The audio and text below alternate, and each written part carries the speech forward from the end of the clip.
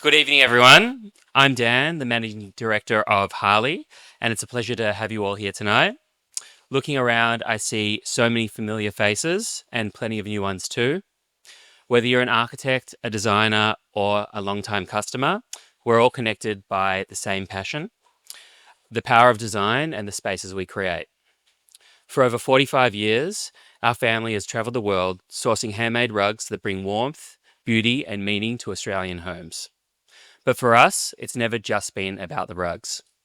It's about the homes they become part of, the people who walk across them, and the memories that are made within them. Our new campaign, We Live in Your World, echoes the heartbeat of our business. Design isn't just about how a space looks, it's about how it feels, the stories it tells, and the life lived within them. Tonight, we're lucky to be having an amazing panel, Simone, Brahman, and Shona, three designers who truly embody this philosophy in their work. I'm excited to hear their insights, their experiences, and the stories they create with the spaces that they make. So let's dive in.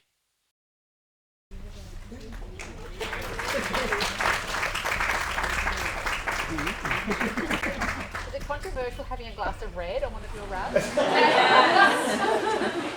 We use the best materials, so everything's cleanable. Yeah. So welcome, everyone. So I'll start with the first question. Harley's campaign, We Live in Your World, is all about celebrating Australian creativity. How do craftsmanship, materiality, and storytelling shape the way Australians connect with their homes today? Good. Yeah. Oh, I thought we all had a Like mic. to start? Is that on? Okay. Hi, everyone. It's lovely to be here. Thanks, Dan. Thanks, everyone at Harley.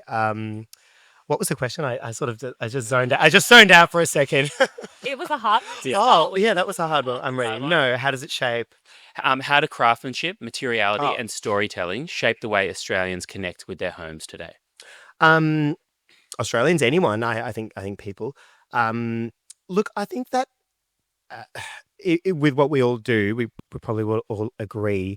But when you, I don't know, when you pick up a nice piece of pottery or something ceramic, or you pick up something woven, or you are lying playing with your children on a beautiful rug, and you feel all the textures and all of the workmanship that goes into it. I think that like from a very sensorial aspect, you can understand all of the work that goes into a piece, and whether you want to talk about it or not, your body reacts, your emotions react, and you can understand that workmanship, craftsmanship, artisanal practices, time, someone's time, like the most valuable thing that you can give to someone else as well, is all imbued in what that product is or what it is that you're holding. So I think that on that sort of um esoteric kind of level, you do actually realize it. And that's, I think, why people are attracted to pieces that they can see clearly are made, are handcrafted, to sort of split that term, in my opinion. Yeah.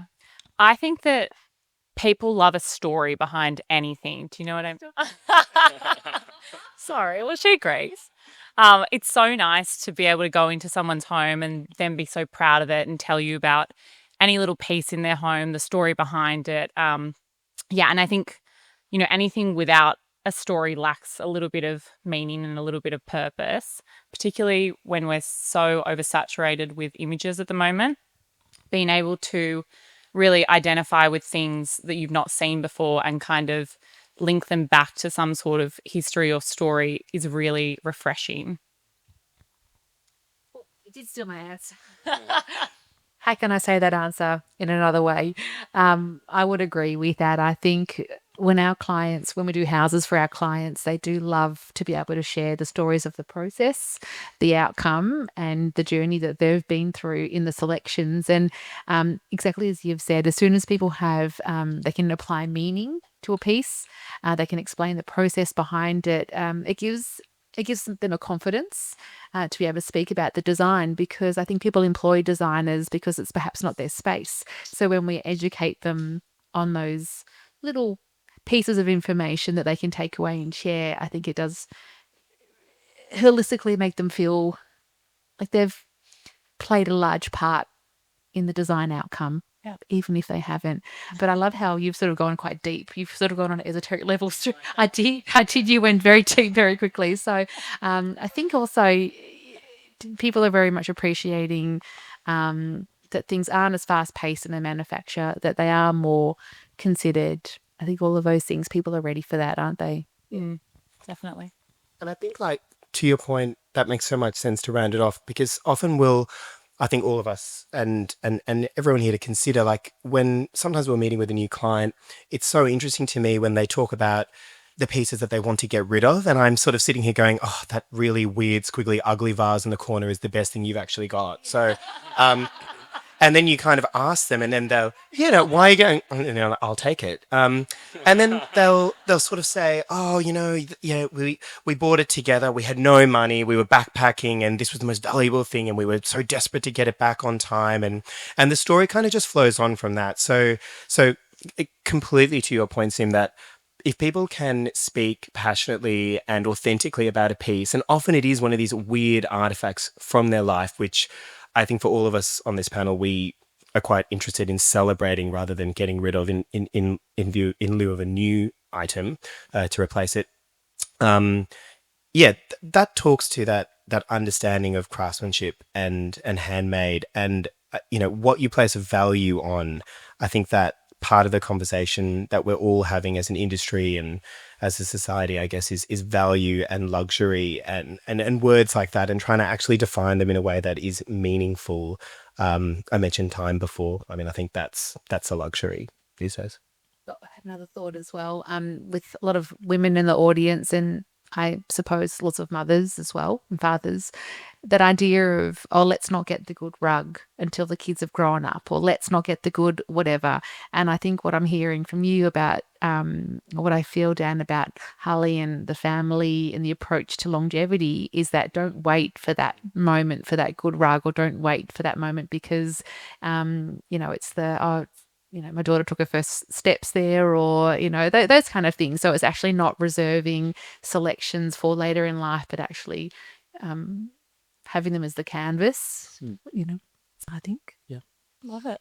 Yeah. Next question was, has designing your own home changed the way you approach client projects, or are you in fact your toughest client? Because you just bought it. Oh yeah, that's right, because we just bought a house. So we're moving. I don't know. My partner's here tonight. Somewhere at the back. I don't have my glasses on. But we're constantly in a state of flux of moving. It's difficult. We're two creative people. But to your point, to be quite specific, I think, you can be your harshest critic. I can't do anything for myself. Like, I'm actually useless. It's no, the tension is palpable. It's hideous. And, to pick a paint color, to pick a fabric, why don't we have anything nice? There's a Kmart cushion somewhere. I'm not even lying. Like, it's because I just don't even think about it when it comes to the house. But then there's very specific things that I look for and cherish, and I don't want to call them useless, but I'll spend hours poring over the decision of buying this vase or an odd plate that we will never use. I've got so much crockery I couldn't even tell you. I'm obsessed with buying weird crockery that we don't use, like fish plates and stuff, or those plates that have like perfect oyster shells or asparagus. We don't serve oysters, and I don't know. You had that beautiful duck. Oh, my duck and my swan teapot, Yeah. but don't ever ask for tea out of it. I'll No. kill you. It's to be looked at. But these things are important to us. I love collecting things. I guess in that sense, sorry to wrap up my answer, we collect a lot of things. I love collecting stuff. It's what inspires me, gets my brain ticking over. And in that way, it's a great way to explain, I don't know, concepts, I suppose, to clients. I see our role as taking people on a journey of their life. It's kind of got nothing to do with me. And like, I don't think any of us have any, would be very proud to say, like, if it looks a little bit like our work, great. That kind of just happens through osmosis. You're just there to guide someone else in their life. It's about them and their particularities and their family and their beautiful objects that they've selected. So I mean, decorating your own house is quite nice, and I think occasionally it is nice to let people in. I would also probably say that just for us, sometimes it is nice to, have some privacy as well. But given that we were moving, I was actually really excited to bring Harley into the house and sort of give it a last hurrah. And what I found the most shocking thing doing what I do, and maybe not very well, I don't know, but was that we've got a very dark palette and, bringing in this beautiful mogul rug, I was quite shocked. Quite shocked at how amazing it was and how it transformed the entire mood of a room. So whether you're moving or not, I am a big fan of moving things around anyway. I think, not in necessarily just a feng shui kind of mood, but reorganizing the furniture, looking at the layout, just being a little bit more creative with that can completely change your entire mood and use of a space. Seasonally even is a good way to do it. Okay. I'm currently 2 weeks off finishing my gut reno, which is the first thing I've ever done. So it was like a really big undertaking. I don't know why I just didn't decide to like paint a few walls, but here we go. I think I've definitely realized from a client perspective, I actually have not been hard enough on my clients' builders. I am now there on my build being like, you better get this done or else. Whereas with my clients' builders, I'm like, it's fine, like 2 weeks. What's 2 weeks? Now I'm like, what is 2 days? Get on the side right now. So that's something I will do better at. And I think in designing, I designed my thing in like a couple of days because I was like, I'm not going to be able to afford anything that I like. So I'll design it, I'll get prices back, and then I'll probably rip it all out and see how we go. So mine has been an evolving space, which I've hated. I really wish I'd gone through the whole process like I do with the clients with myself and have, went through where did my undies go and like, I don't know, things that I do with my clients every day. So now I've moved in and I actually don't know where my undies are going to go. So yeah, I think it's reiterated to me that the process is so important and like laying out the materials, because right now I'm just pulling things, being like, I think that's going to work. Who knows? So the process, laying out all these materials, laying out what you're going to use, really going through every space. What do I want this space to be? How do I want it to feel? How am I going to live in there? They're things that we do because we have a certain process we need to go to make sure the clients don't get in and go, what is this room? But yeah, they are actually really important. So yeah, that's me. What was the question again? Um, I mean, I love the answer, but I can't. Now that I have to speak to it, I need a refresher. Has designing your own home changed the way you approach client projects, or are you in fact your own toughest client? So we didn't have to design anything in our house. Anyone that's seen photos will know it was built in 1972. It's a mid-century modern house. So no design work was required. And that was, to me, the ideal project because the specialization of my studio is furniture, art, object and styling. So for my husband, Reese, and I, it was actually the perfect project because no design was required. So to answer your question, our home, furniture, art and object needed to happen. There was inherited pieces, legacy pieces from a previous home. Am I my toughest client? No, I definitely, the intuition that I like to share with my clients, or that sort of gut feeling of that it's absolutely right, I think translates to myself as well. So I would say in terms of the process, leaning into those vintage pieces that, sorry, is that feedback from me? Leaning into those vintage pieces that you have to buy when you see them, because if you don't, you're going to want to vomit in your mouth that you didn't. Should I say that? Like, is there anything? Is there something that you haven't bought or someone else? I was actually the other day, there was a mirror that I should have got, a vintage mirror, and I saw it in a retail store and I was like, damn, that was my mirror. So I think it's definitely striking with, working with intuition.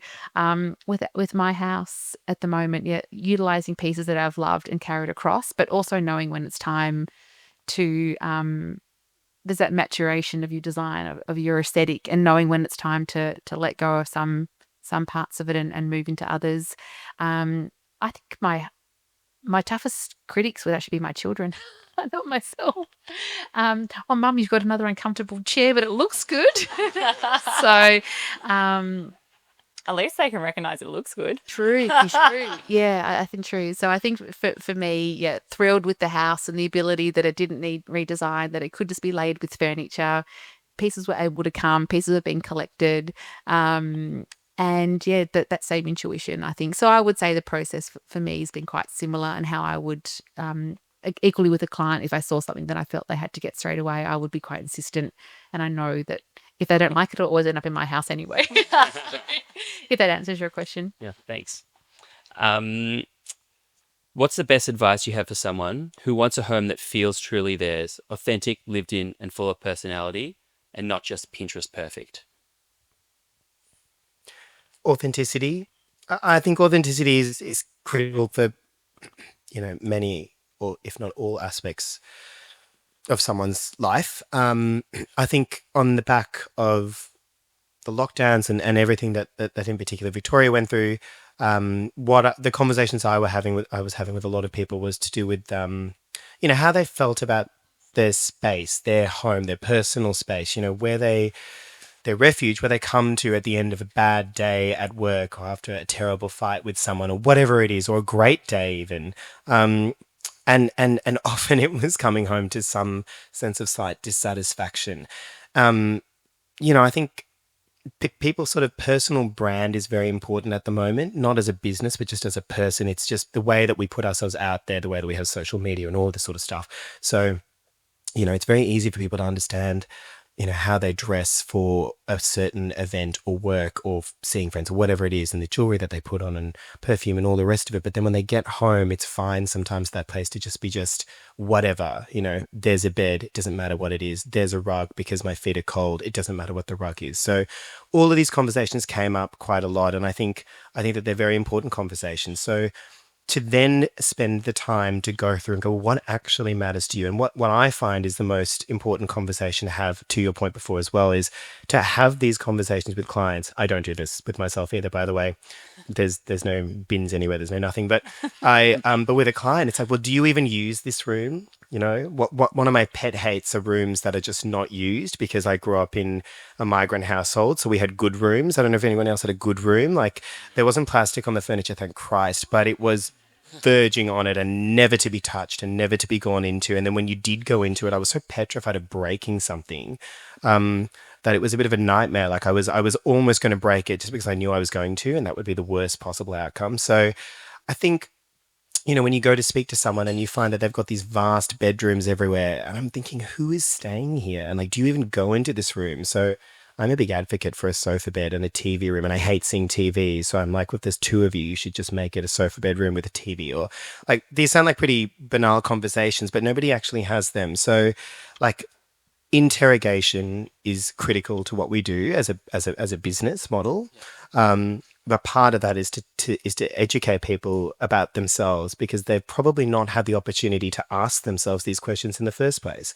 So if they can sort of say, this is how I want to live, and I want to have a lot of people over, and I want a dining table for 10, and I know that my lounge room can't hold that capacity, but this is what I want, then they're probably going to make so much better use of their house, of their space, gain so much more enjoyment from it. That is not it's not about the object, but it becomes about the object when we go, there's a reason why we purchased it. We have gone into it with, mats. I'm so boring. I'm all about bums on seats. I'm like, well, if you've got a dining table for 20, where are they standing pre and post the dinner? Like that kind of boring level of mats actually is how I live my life, despite the fact that I'm terrible at maths. And so those kind of conversations, I think, are so important to getting to the truth of why someone is making a decision. Then it is our job to guide them into the best decision to make. Mm-hmm. Why are they investing in this piece? Why is it valuable? Why is it at a certain price point? Educating them so that they understand and can tell people, this is why it was made by so-and-so. It's this, beautiful piece. And then they can feel proud of it. And I think, why else are we working otherwise? Why else are we doing anything if we can't come home and be, very proud of all of the pieces that are in it? So, yeah, authenticity.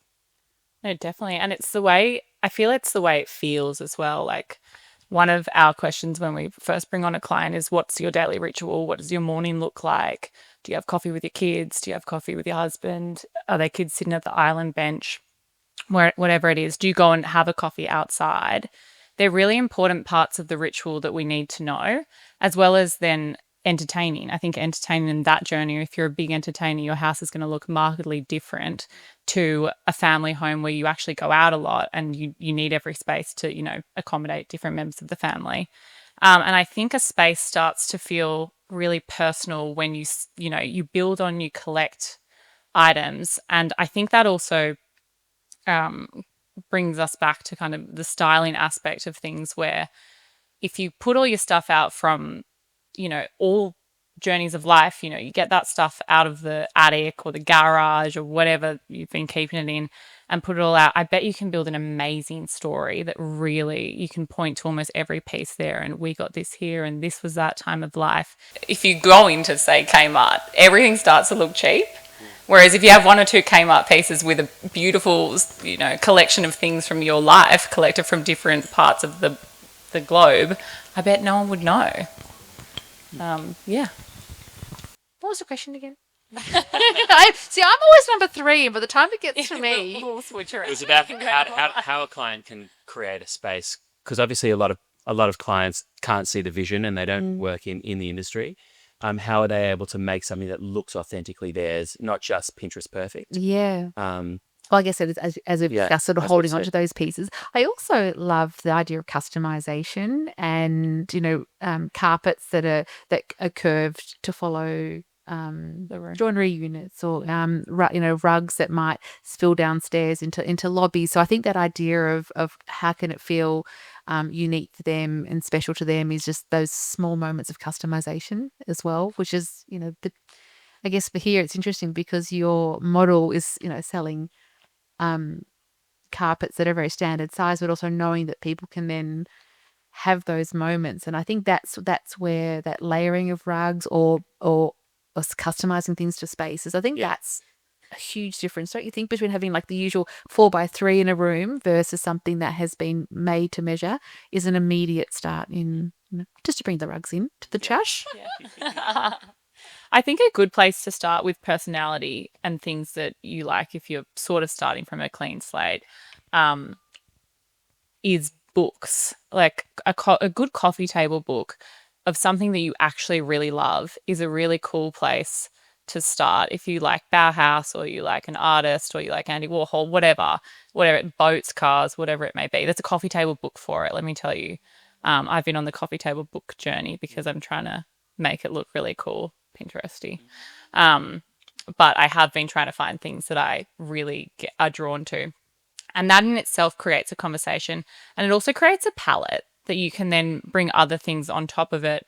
I know this year, because we're doing our house, I wanted a certain very expensive candle, but instead of buying it for myself, I asked my boyfriend to get it for my birthday. So now when people come over and they're like, you bought a stupidly expensive candle, I can say, actually, no, Hamish got that for me for my birthday. So that's got a little bit of a story behind it. This is a convenient tip for all of us, I think. Yeah, I write it on a wish This is a bit of an aside, but I love what you just said about books, because I love books. And one of my little things is, like, to link it back to the question, I suppose, is I'm kind of obsessed with cookbooks, and I don't cook for many reasons. I'm not a very good cook, and I live with a very good cook. So my reasoning is we can either like slave and enjoy a subpar meal, or I can just do the washing up and have like a really good meal. So anyway, that's just me. But the reason why I love cookbooks is I think that there's such a good link to what we do.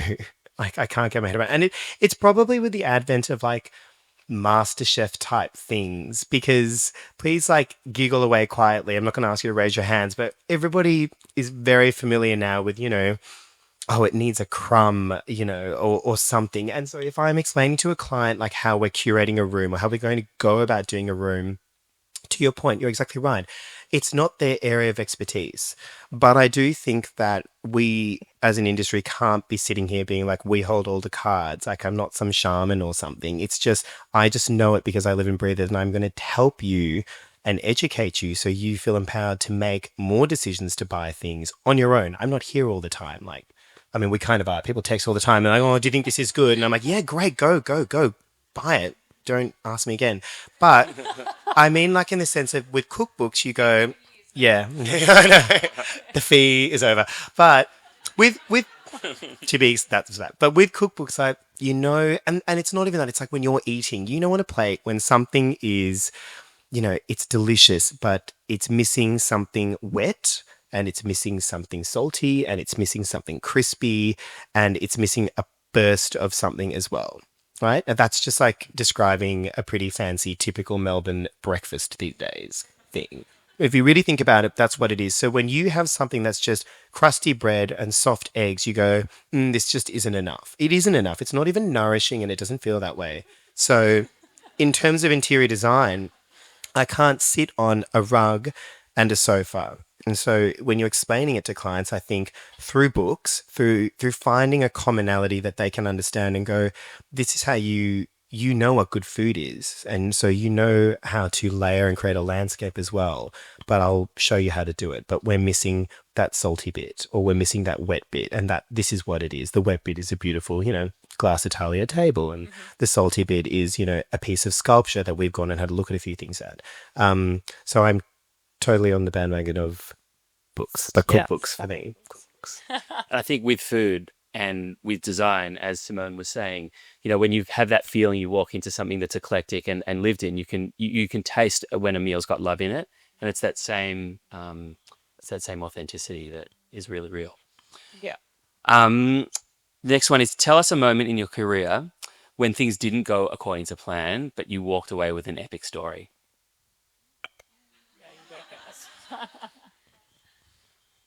If you guys have heard the recent podcast with Lauren and Bree, you would know when something didn't go to plan. You know that story? Does anyone listen to okay. Well, one is when we've come this far, I better finish the story. When you wear a jumpsuit in a site, Danny, and then you pull it down and it's dark and you wee on it, then pull it up. That's when it hasn't gone to plan. No. I was thinking, Is that a true story? it is a true story. You go to those site toilets, and when you wear a jumpsuit, as you know, and you pull it down, you're exposed, and the power was off. I can't believe you decide. Yeah. I'm on that. I would never. Would you ever? Part of our model with my business is, we kind of call it like the magic and the logic, and that's blending together both the curation piece, helping people layer their homes, but also the logistics, the side of the ordering, procurement, storage, locating. Is the lift going to accommodate that? Do we need a forklift? What happens if things are broken? How do we make that process really smooth? And that's become one of the pillars of the business, is not just the design, but the support that comes with that. And I think I learned a lesson very early on. And my now 8-year-old daughter, Clover, was a newborn, and we were doing a bump in, and I didn't have all the support around me that I have now with the team. And there was a table that was being marched in, and I'd recommended a delivery, some delivery drivers, and unfortunately this $40,000 table slipped and broke, but I had snuck off to feed my baby. And then there's that real whole mum/design trying to be everyone to everything. And the client was mortified that the table broke, as you would be, mortified that it was the recommendation that I'd given her that broke the table, and thirdly, mortified that I wasn't there.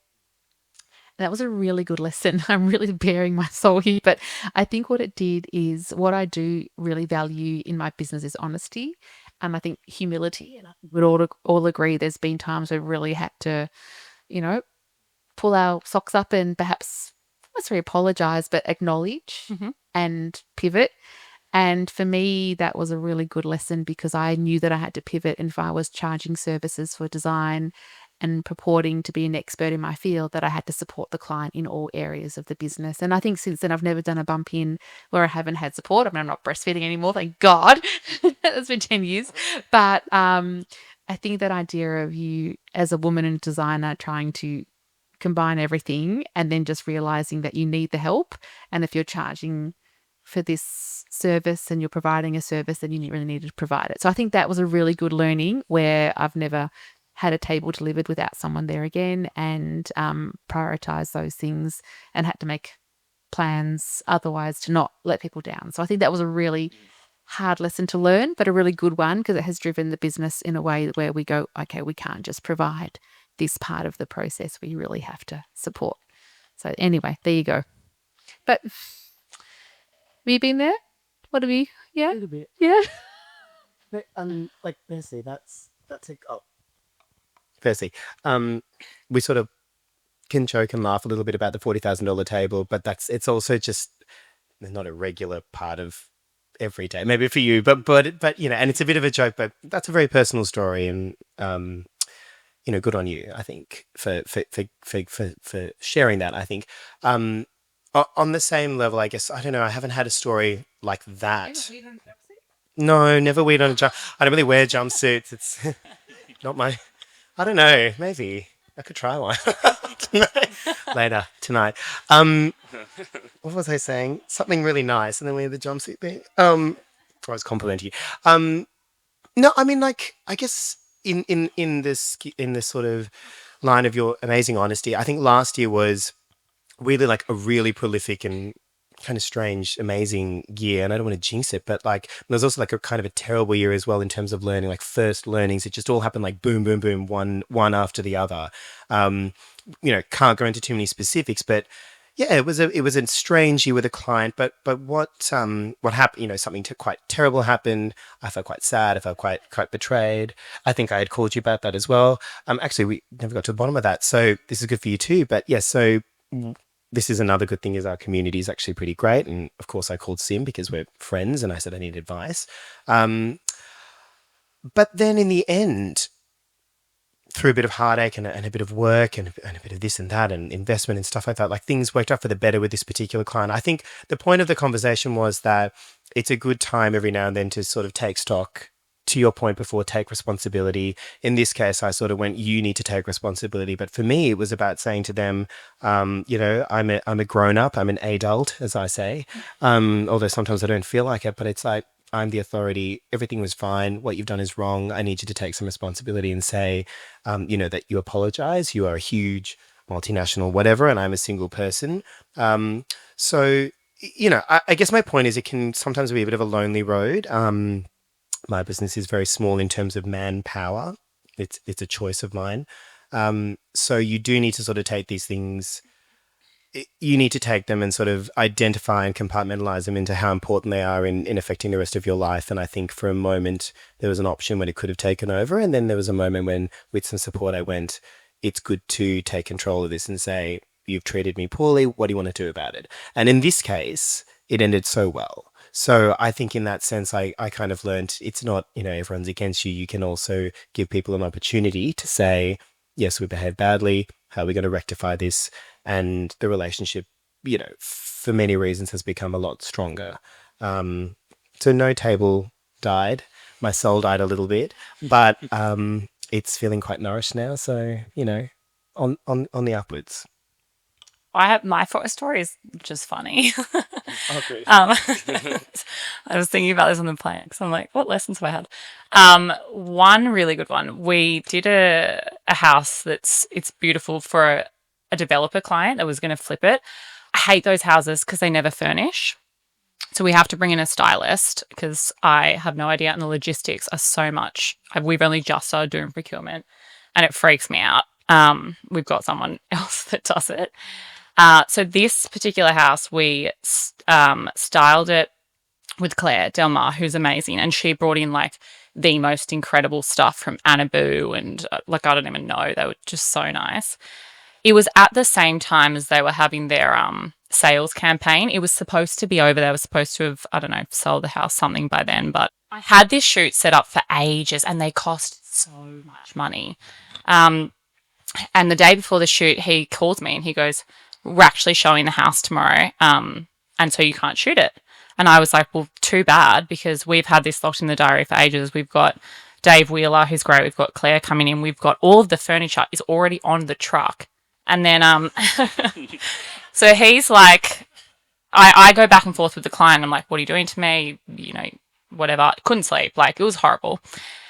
Anyway, the day comes and we sort of agree to the fact that the open house will go ahead at 1 p.m. and we'll get out for lunch.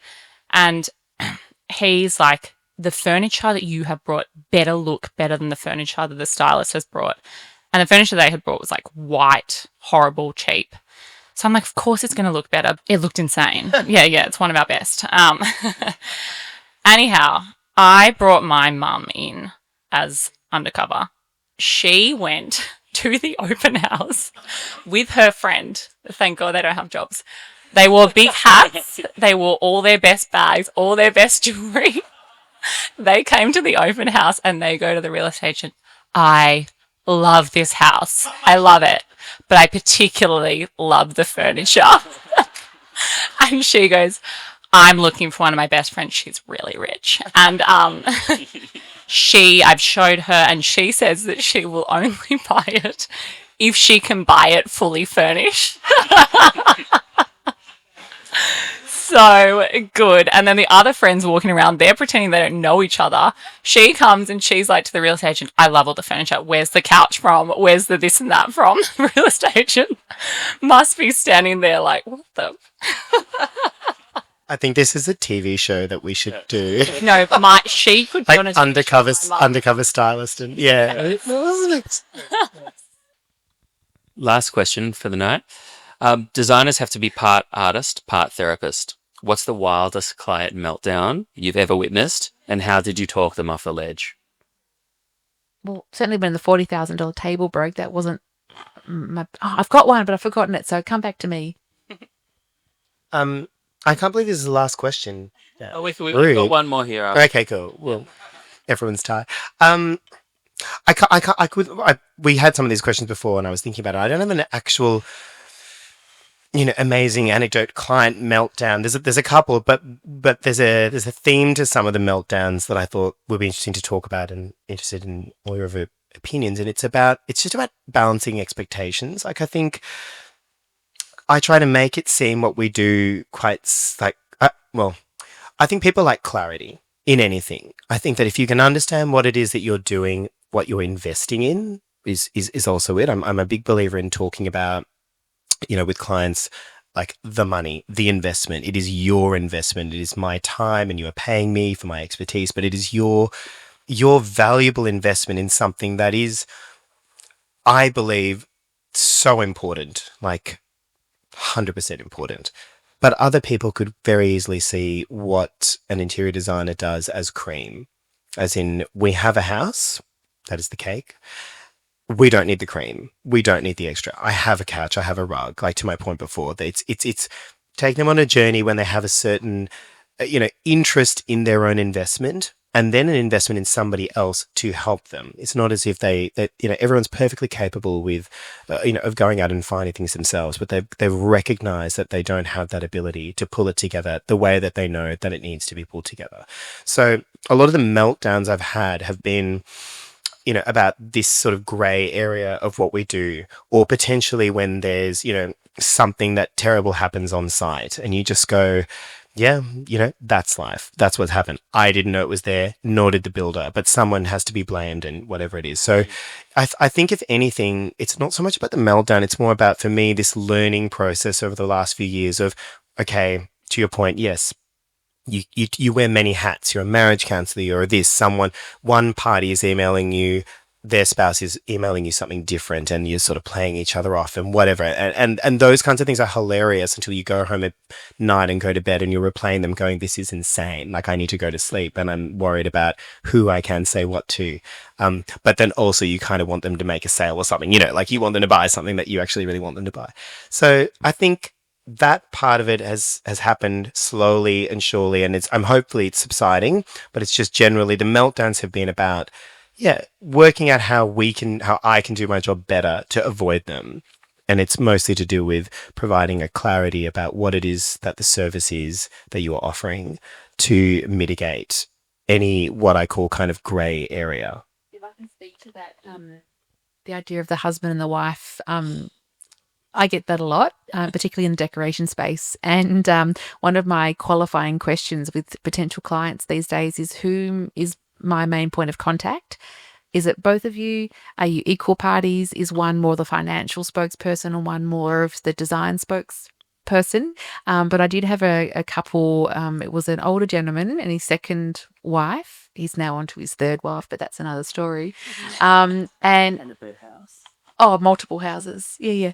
But interestingly, there was a conflict between the partnership as to what couch, and the husband walked out to his car and called me on my phone. So I'm in the meeting with him, his partner, myself, and I pick up the phone and I'm thinking, hang on. And he said, I can't say his name, but he's like, Simone, tell that I don't want that. So basically, long story short, he went out to the car to call me to tell me what I had to tell his wife. So I think that takes the cake. Like, I mean, you could have just communicated. Anyway, no wonder they're not married anymore. These are funny anecdotes, but this is actually kind of a reality. Like, that's not an isolated. No, good thing. That point of contact thing is so important.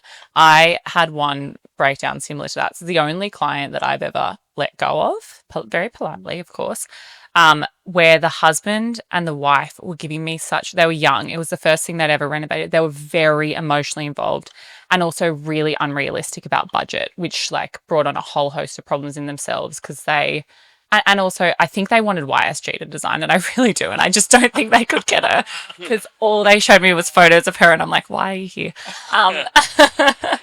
But he would come in and he would drop me off all these magazine clippings, all YSG, and then she would drop me off other magazine clippings, again, all YSG, but like very different projects or spaces.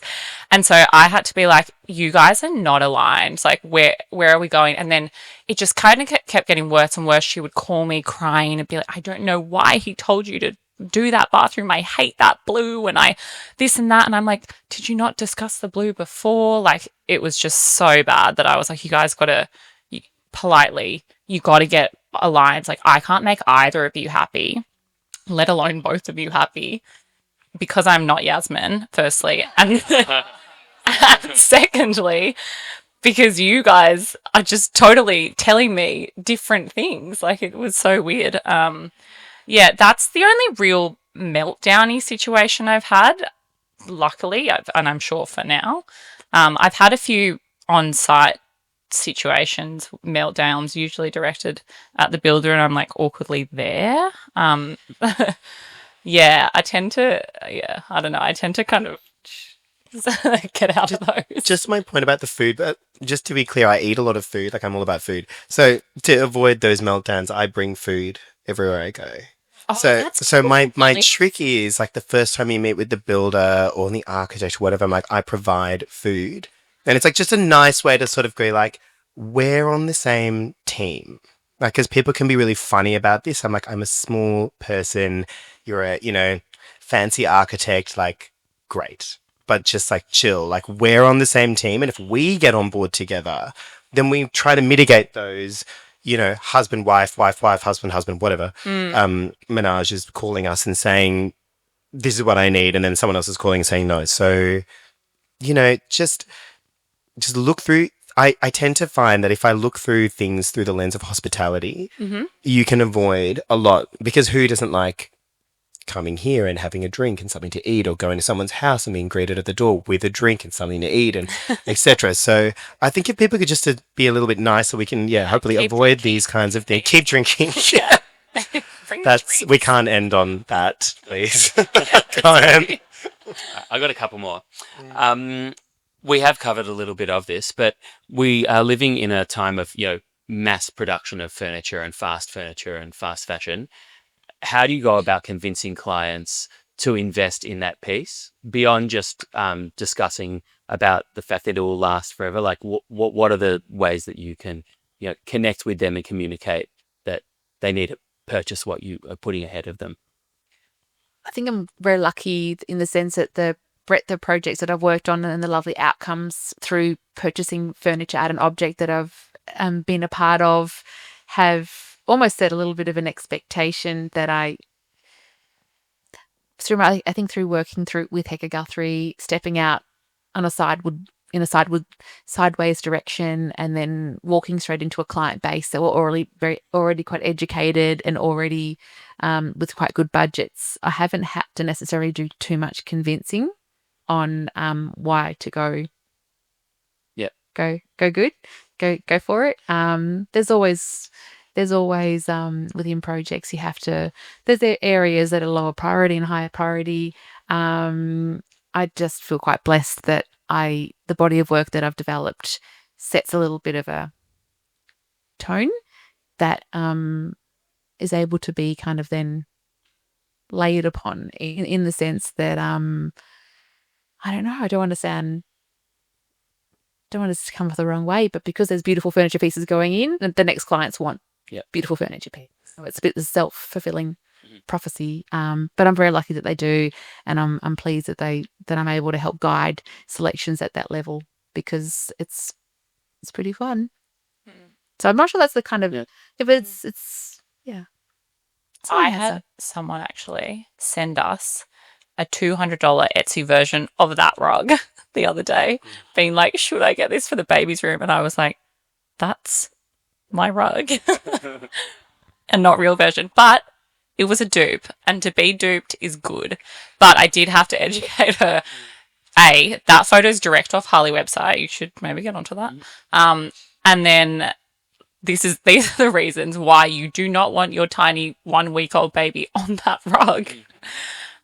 So that was weird. That was just a side note. But I have quite young clients still coming through, and educating them. Sydney is different as well. I'm not sure if you guys feel that. Sydney is much more about the outside. People seem to not really care.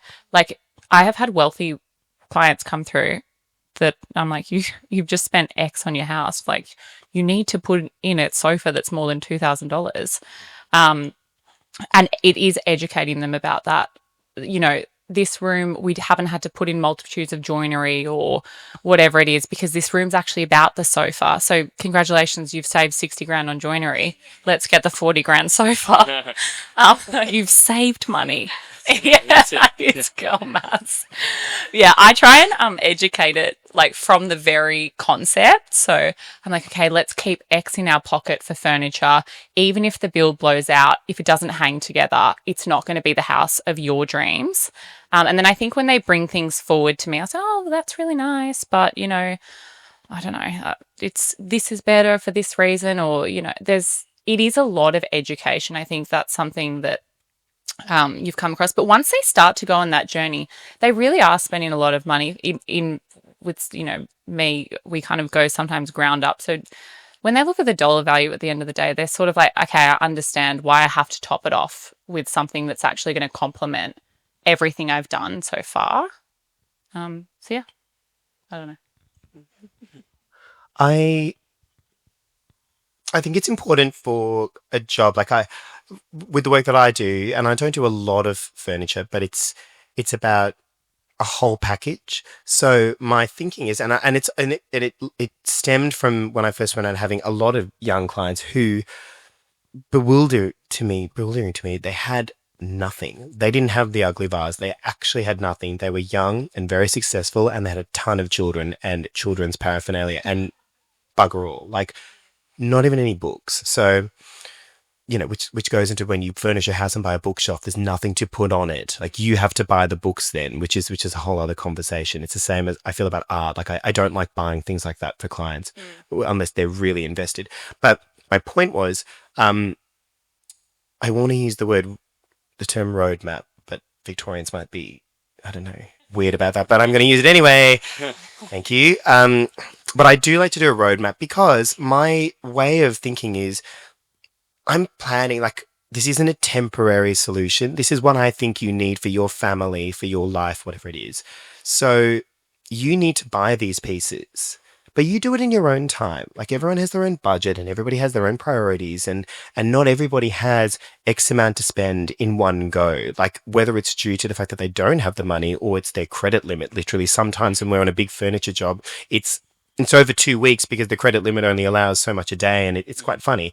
So I think my sort of reasoning with them is that this is the right piece because we've done a mud map, we've done the road map, we've done everything about it to work out that it's sculptural and beautiful, and we pick the fabric, and we're ticking 5 boxes instead of going chair. That's 1 box. I'm like, this chair has got doing 5 things for you, right? Yes, it's the chair. You sling your feet around because you said you want a nap. It's super comfortable. It's this color which adds to the palette. Like, I've got like a checklist kind of way for them to go, this is worth justifying the cost for what it is. But what I would also say to them is that you buy this in your own time, but I want you to feel empowered to buy it. Don't come to me and say, I need another chair. We already selected it. Just go and buy it. Go and buy the chair that we selected. I haven't changed my mind, and you shouldn't have either. Like, it's the right choice. So my thinking is, give someone all the information so that they feel totally in control of what it is that they're doing, without needing you to handhold them as well. And, yeah. My clients need more time, I think. And then hopefully my hope is that the reasoning is that I'll suggest something that I want them to invest in, but along their journey, they will find a piece of artwork that is the scale, the size that we have decided on. We had decided on it being painterly. We had decided on it being jewel tones, and they'll go, right size, painterly, jewel tones, at a market, $50. I'm going to buy it. They don't need me to come and select artwork with them. We've kind of talked about it, and I think we all want people to continue the journey once we're gone. I mean, that's the whole point, is that they'll go and find pieces to populate their house that talk about them, and they don't go, Brem selected it. It's like, I selected it. And they don't have to mention me at all, except to friends of theirs who need my help. That's authenticity. Yeah. Yeah. Exactly. What's, just to round off, what's inspiring each of you when you look at the landscape of design going into the new year and beyond? Is there anything that is catching your eye and, making you feel really inspired? Mexico City. We've spoken about this. Mexico City was a very inspirational trip that I took earlier this year. It was for Zonomarco Art Fair, and as part of that, there's sort of satellite art fairs around. What was so inspirational was actually one of the houses there that was open for one of the events. It was a mid-century house. The little in Mexico, a lot of the architecture has sort of the volcanic rock of various colors, all stuck to the ceiling, and you have these ceilings that have like suns and stars, and it's all rock, and just the way that there was these rattan. How most rattan blinds are like a Roman blind that drops down. These were like a rattan blind that we pulled across, and it was just little things like that, and vintage, like the vintage market, and finding brutalist perspex sculptures and things like that. So I think Mexico City for me was a fabulous way to kick off the year. And what's interesting though is we see all these things and we process them so quickly and take so many photos that I actually keep needing to say, I just want to take a week off in Melbourne and just revisit it in my mind and cement what I learned, as opposed to that, like when you're taking photos, you don't see things, you see them through the lens and not through your mind. So just how do you take those travels and actually really kind of leverage off them and not just go, that was 2 weeks and it was amazing. But yeah, so I think for me, travel is amazing. Mexico City was amazing. Now I just need to do a talk on it. I need to like go back and revisit the 65,000 photos I took when I was there. So yeah, that's for me.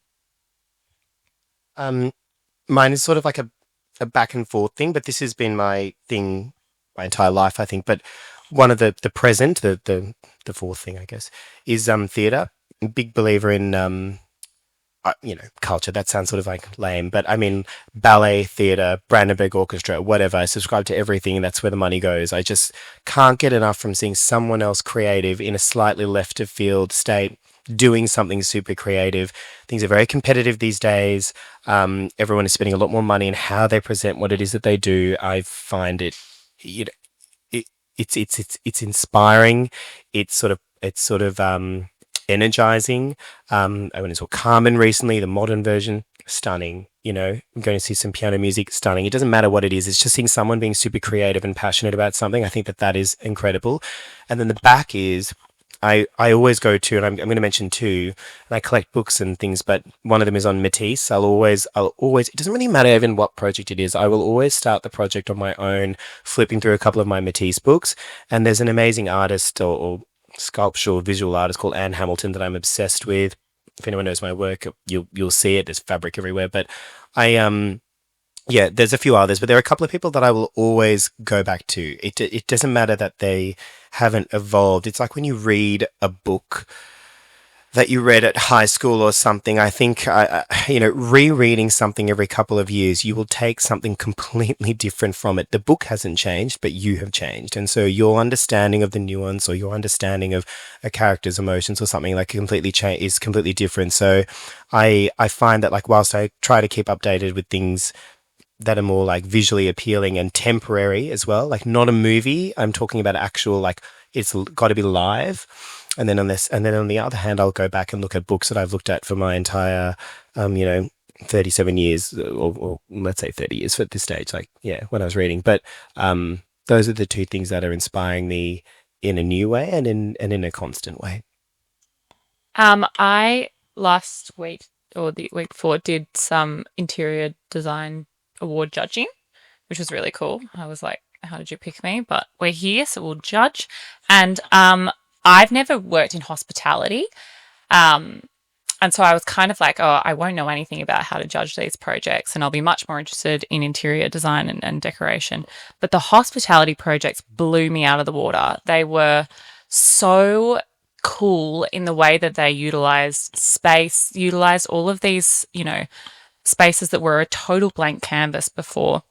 Some of them were done on a dime. Some of them were so small. They're so clever. They're so smart in the way that they use like lighting and materiality, and they really get the program. You can understand, like, if it was a Chinese restaurant, you could understand immediately it's a Chinese restaurant by like tiny little motifs. And so that's really inspired me. I've started looking at hospitality projects when I've started to design residential projects because they're so clever. So yeah. Great. Thanks so much, guys. I think that was really valuable and insightful. If everyone can give a round of applause to... and we do have a little bit of time for questions, if anybody has any questions at all. Yeah. Just kind of taking all of that into consideration, how do you find marketing yourselves and branding yourselves as practices?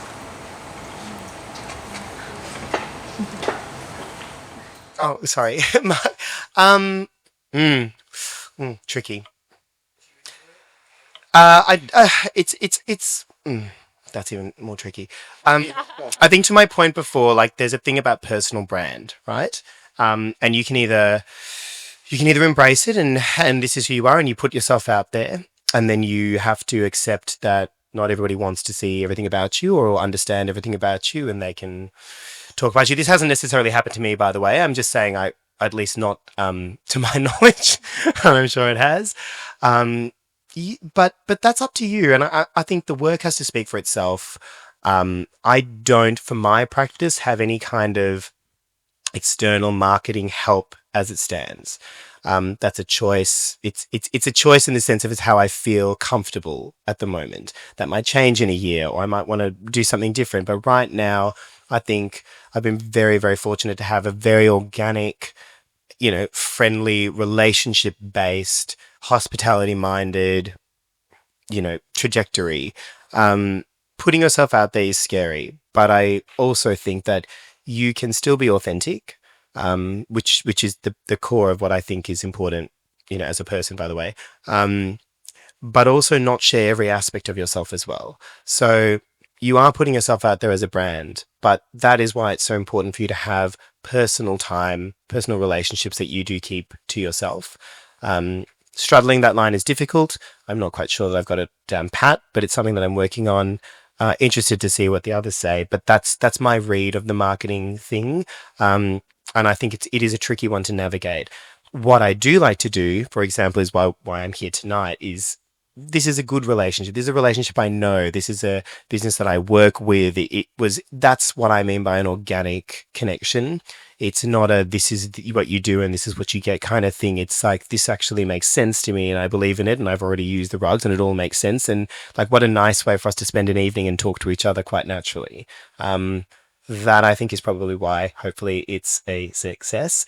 But there are some people out there who, people I went to university with, things like that, who are absolute go-getters, that they're hustlers. And for them, they're doing extremely well. It just depends on, your personal relationship with how you see yourself out there as well. So I think it's very personal. I find it incredible that you don't have anyone doing all of your stuff. That is truly amazing because you have such a strong brand. And, you sort of know one of your projects when you come across them, which is really, really cool. But that's about the photos speaking for themselves. I personally have a full-on PR because I just found it so hard when I was starting out to put myself out there like that. I felt really awkward. I felt really self-conscious. I was conscious about what my friends would think. And, you're so little when you're starting out that you've got hardly anything to show. So it's really hard actually to say, look, here I am, and these are all the little things that I'm doing, and, you're so open to scrutiny. So Beck, when she came across my board, and I was saying to Simone before that Beck is the best PR girl because she literally got herself on my PR books without knowing that I needed PR, without having any money. She was just like, hey, you need me. And I was like, okay, yeah, I do. And she's just been amazing because she, to me, is everything that I can't do. Like, she is like, you're the best and smack rocks and we're going to put you everywhere and you're going to do this and that. And I'm sort of like, okay. And I just do the work and that works for me. So I think that was recognizing really early that I wasn't cut out to actually go and market myself. I've actually tried to be, and I say to Beck, I want to be a little more face to brand because when I am with clients, we have a strong relationship and that's so much part of the business that actually doesn't really come through, I don't think, on social media. But every time she brings a camera to my face, I'm like, can we not do this now? So, yeah, I think it's different for everyone. Sometimes I do feel like the marketing side is sometimes not actually authentic to the way I'm feeling. But I'm also like, this is a visual game. It's the game I need to keep playing to get the clients to, eventually get to a stage where I don't really have to be marketing like this always. And I'll be able to foster those relationships in a different sort of way. So that's, I guess, how I've dealt with it, which is, different, but has worked for me. I think the marketing side for me has been an education around the small niche that I have. I'm not interior designer. Interior design as a holistic view isn't my specialization. I'm sort of more on that decoration side. And I think originally I was a little bit unsure as how to market myself at that. I was feeling a bit apologetic that I perhaps didn't possess skills in all areas of design. And I think as my confidence has grown and my body of work's grown, I'm able now to sort of hero that aspect of my work and celebrate the fact that it is a niche service and it is only a small part of the pie, but we are, I want to say, like, balls deep in that part of, you know what I mean? Like, we are, sorry, I shouldn't say that. But, that's the only way to describe it. Sorry. I need a drink. No, you finished your drink. I'm too scared to put up the glass of red wine on the rug. So I think marketing has been about educating the market that what we do is a certain, well, it's not even the cream, it's like the fairy dust on top of the cream, but that's okay. So, Any other questions? Hi. The building and renovation scene at the moment in Australia as a whole, but especially Victoria, is very difficult at the moment. And whilst I value what you guys do incredibly highly, it's somewhat unattainable for a lot of people who may be doing more of a smaller renovation or not a full house kind of flip. What small tips or big tips, please, would you give people that maybe can't use your service but still want that little bit of touch or flair that you guys give? I think I've found this with my own house, actually, funnily, taking a room that I feel really drawn to an image of it and really emulating it in certain ways. If there's a certain paint color that I'm really drawn to in a room, I'm like, okay, how have they paired that? What's working for me? What textures are in there that are making me feel like I want to sit in this room? I want to be here. And then really kind of getting them out of their boxes, grabbing samples from wherever or going into the stores, seeing if you actually like them. And then I think that's a really great way to be able to have something in front of you that's really tangible that you can keep coming back to and being like, okay, am I aligning with, what I've seen and what I love? I think that's a great way to do it. I think paint is amazing. Like, paint colors are just insane. We've just done a house where one bedroom is green and one's pink and they have nothing else in them, but they're so cool. And they've just got a bed and bedsides and if they were white, they'd be so boring. So yeah, that would be my tips. And curtains, love curtains. Keep them high. Open on the floor. Yeah. Keep them high. Love it. Yeah. I also love curtains. I would follow on from the same thing, and I would have said the same thing. It's just to have a vision in mind and to pick something and do it really well. So if that's just a nook, which is the sideboard, the lamp, and a piece of artwork, and that's what you're working towards, and to complete it, I think if you were to walk in every day, I don't know why I'm imagining an apartment or something, but and you just go, the visual that I receive when I open my door is this piece of bliss. I think that will, transform the way in which you take a few steps into your house and then react to everybody else in the house as well.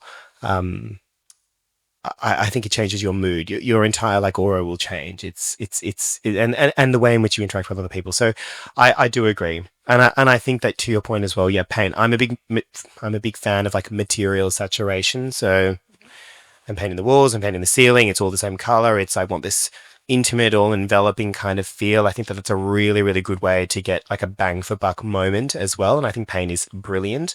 And I think that if you're going to do a room, it's this slow investment, and it's to give yourself a break as well. You can't do everything at once. And I think that that's the reality. And what might shock you is that's actually the reality for people who even can afford the services.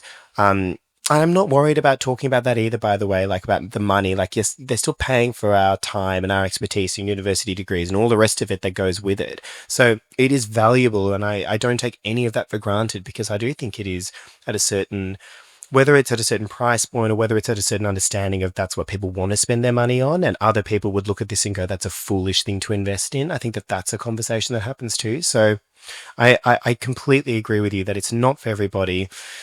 And to that point, that's why a lot of designers have smaller product ranges as well, so that people can buy in and buy a beautiful light or buy a beautiful rug and say, this is something that gives me intense joy.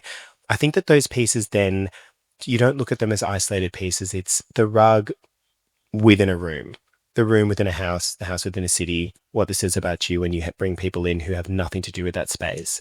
So I think that picking a few important pieces, celebrating them, and then working from them is actually quite critical. But I would suggest you start with a rug. Yeah. We have not been paid to say that, mind you, I can guarantee. My advice would be, just to follow on from what both of you have said, is that if you can only, say, afford to do one room or only have the furniture for one room, do one room. Yeah. And I think as soon as your investment starts to spread across rooms, then it's diluted. And the more it's diluted, the less impact it has. So if it means that one sitting room is absolutely gorgeous and resolved, the rest will follow, as opposed to sharing that investment too thinly across the house. So if one room is it, then I think that will be my advice. So similar to what you both said. Thanks. It's spreading the butter on a piece of toast, like too thin, and then you get a crusty bit with no butter on it. Remember what I said about food? It's like so you're gonna eat that dry bit of toast and be like, I don't really know why I'm eating it. I'm actually starving always. But yeah, there's my food analogy for the. Some wise words. Another round of applause for our panel. Thank you.